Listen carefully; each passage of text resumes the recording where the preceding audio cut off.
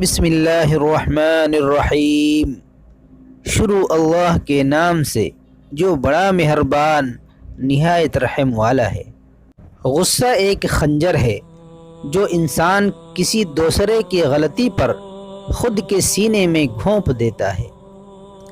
غصہ کے وقت برداشت کا ایک لمحہ تمہیں 1000 دفعہ شرمندہ ہونے سے بچا سکتا ہے۔ رات کو سونے سے پہلے سب کو معاف کر دیا کرو، پتہ نہیں کون کب تک زندہ ہے اس فانی دنیا میں۔ انسان چہرہ تو صاف رکھتا ہے جس پر لوگوں کی نظر ہوتی ہے، مگر دل کو صاف نہیں رکھتا جس پر اللہ کی نظر ہوتی ہے۔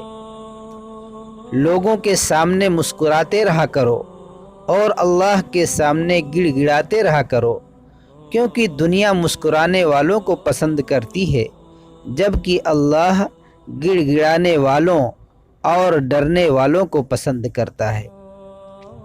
نماز وہ واحد حکم ہے جسے اللہ نے آسمان سے وحی کے ذریعہ نہیں اتارا بلکہ اپنے محبوب حضرت محمد صلی اللہ علیہ وسلم کو آسمان پر بلا کر تحفے میں دیا۔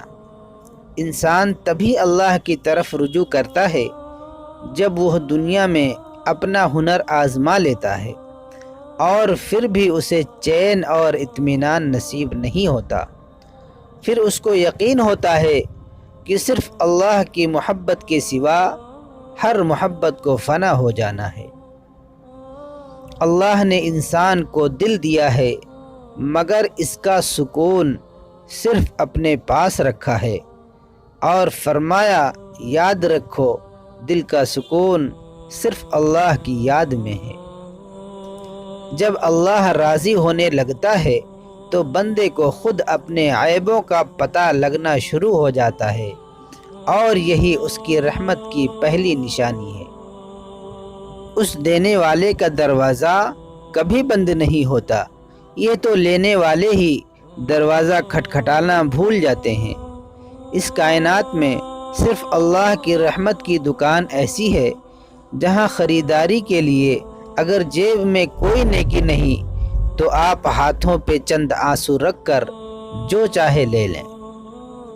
جب کوئی کام تمہاری مرضی کے مطابق ہو جائے تو شکر ادا کرو کہ اللہ نے تمہاری مرضی کو اتنی اہمیت دی، اور اگر تمہاری مرضی کے خلاف ہو تو پھر صبر کرو کہ اب وہ اللہ کی مرضی سے ہوگا جو ہماری مرضی سے بہتر اور زیادہ افضل ہے۔ کل کی فکر مت کرو، جس اللہ نے آج تک سنبھال رکھا ہے وہ کل بھی تمہیں سنبھال لے گا، بس اپنے اللہ پر بھروسہ رکھو۔ اللہ سے جب مانگو تو اپنی اوقات کے مطابق نہیں بلکہ اللہ کی شان کے مطابق مانگو۔